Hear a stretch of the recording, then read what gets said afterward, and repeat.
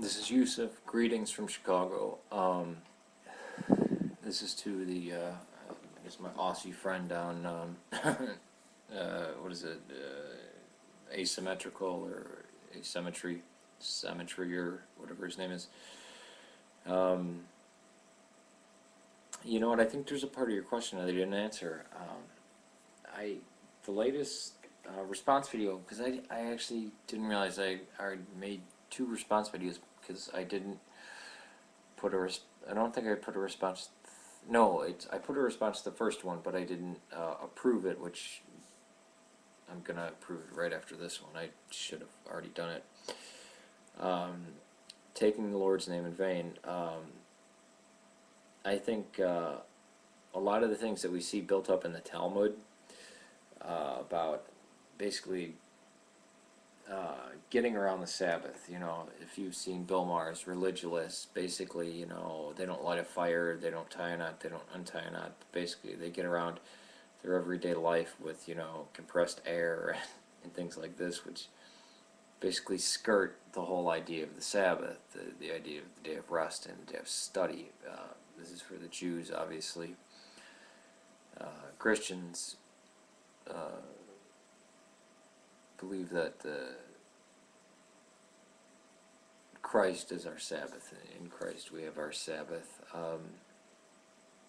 and that there's the old was a foreshadowing of the new, and the new is Sunday, which is a day of primary congregational worship. That's done in unity in all the parishes. I think that's more of an Orthodox view than anything else. But the Lord's name in vain, I think them taking out the letters, taking out the vowel markers, was a way of getting around it, of basically saying, see, we can't say God damn it. You know, I say God's damn it just to, you know, because I try to reserve the word God, like when I'm speaking of God, instead of saying like a Roman God, and I will actually just spell out lowercase g-o-d. But if I'm actually speaking about He who is the existing one, heaven, I find that any term is useless, especially things like a deity or God in the usual sense, because we recognize ours as different, separate, and apart. The existing one behind all of the other gods, even though we don't recognize any of the other gods. We don't believe they exist. And most of the times, the demons in the New Testament can clearly be seen as a mental disorder, or sometimes they're even translated palsy or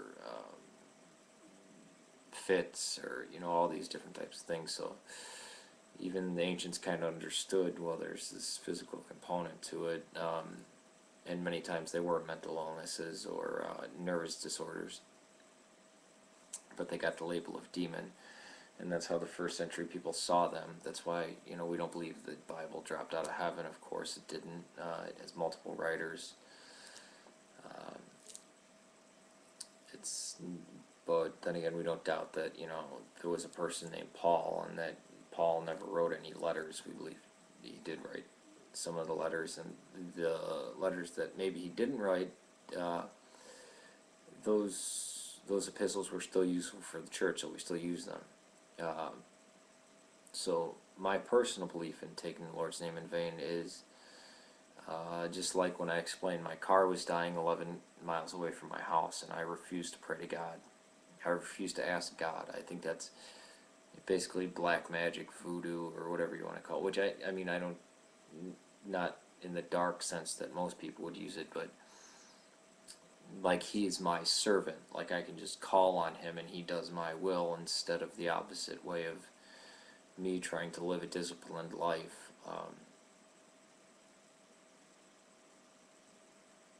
Living in harmony with something that I can't grasp or understand, but something that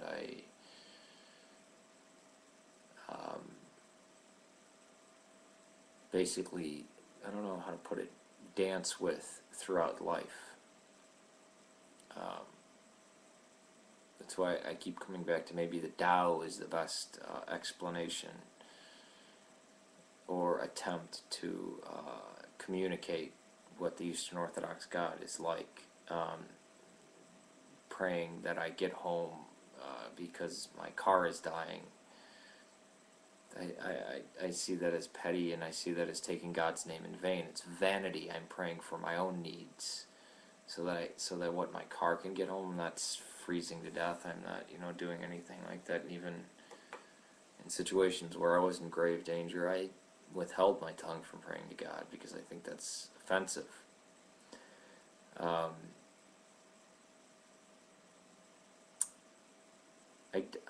I guess I don't know how I have come across to you in the videos that I had responded. I wanted to respond as honestly as I could, but the more I hear your videos, and they're just the two videos, the ones that were, I guess, in response to me, I really dig your view. I guess the more I watch them, the more appealing they are. So this is something that I don't think I answered, and I think I titled a video that you misunderstand Orthodoxy. I think you do, but I don't think that's your fault. You're primarily get your information from Christianity from reading the Bible or reading the Church Fathers, which can really mess you up, which isn't really a Christian act to do. I mean, for the first 1,500 years at least, the Christians didn't read the Bible or do anything like that. They would meditate, they would pray, they would go on a pilgrimage, they would feed the poor. This is how they would interact with their, God. And I think that's a lot healthier than trying to, I think this becomes the easiest and most accessible idol because nobody ever thinks of it being an idol, and you just read the words in there, and it can drive out all the love in your heart, and it can make you claim rationalism. Oh, it's more rational, or trying to fight these atheistic arguments, which I think arguing against atheism is stupid, because if somebody is already an atheist, I have nothing to talk to them about. For me, it's experience, and it's, I guess you'd say a priori, or it's already something that I've interacted with. It's not the appearance of a demon, it's not a hallucination, it's not an emotional feeling, it's just kind of evident. And it doesn't affect science at all. It doesn't affect my view of science or the world, or it does affect, I guess, how I view myself, and the maybe the dignity or the certain discipline that I carry with myself. But again, I've said this before, the reason why I don't sin is not because I fear hell or want heaven, because we're told if you are abstaining from sin only to get out of hell, then you will definitely be there. If you are doing good only to go to heaven, then you will not be there. That it's your heart, it's not just these things. And the reason why I don't sin is because it takes away from my identity. It's more like a samurai warrior, and accepting the fact that I don't know that I could go around bragging that I'm Orthodox. I don't know that anybody would buy that, or that I could look down on anyone, because that's one of the things. If I start looking down on people, on anyone, then it is Christ who I'm looking down upon. And I do think there are many Protestant sects that do have things like thought crime, that do interpret things in the Bible instead of as, oh, that's a new way to look at it, as, oh, that's thought crime. That any time you have desire a woman, that's adultery in your heart, or anytime you get angry that you're convicted of murder. And I've heard people say things like this, and I'm just like, whoa, wait a minute, that is not, that is taking it way, that's really, you think that's what it says? Because the church doesn't teach such a thing. Or this idea of God is 100% just, so he has to punish all sin, and he can't forgive unless his son dies a brutal death on the cross in place of you, which is no God that, I mean, not even a God, that should be something, anything that should be stayed away from at all costs, because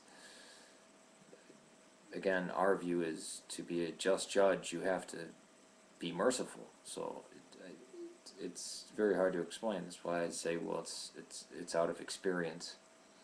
So I just wanted to clear that up, and how I view taking God's name in vain, and that I don't just say, oh, get rid of this and just start reading the church fathers, and that's higher up.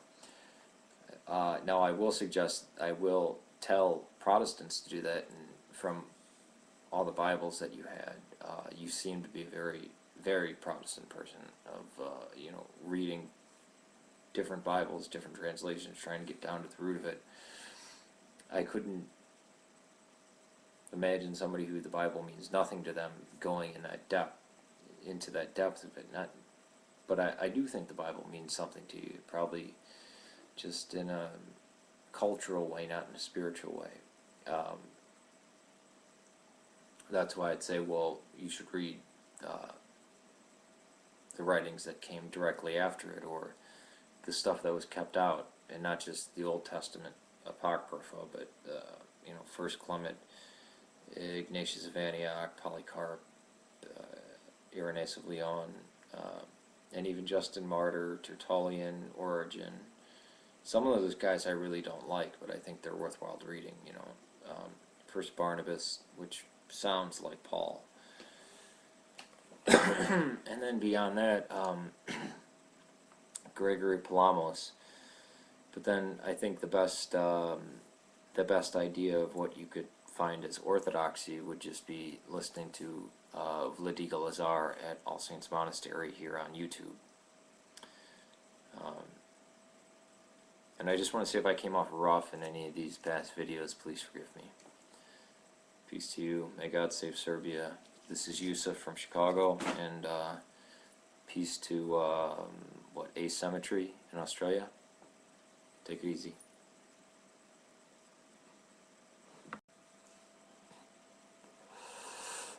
This is Yusef. Greetings from Chicago. This is to the I guess my Aussie friend down what is it? Asymmetrical or asymmetry, or whatever his name is. I'm gonna prove it right after this one. I should have already done it.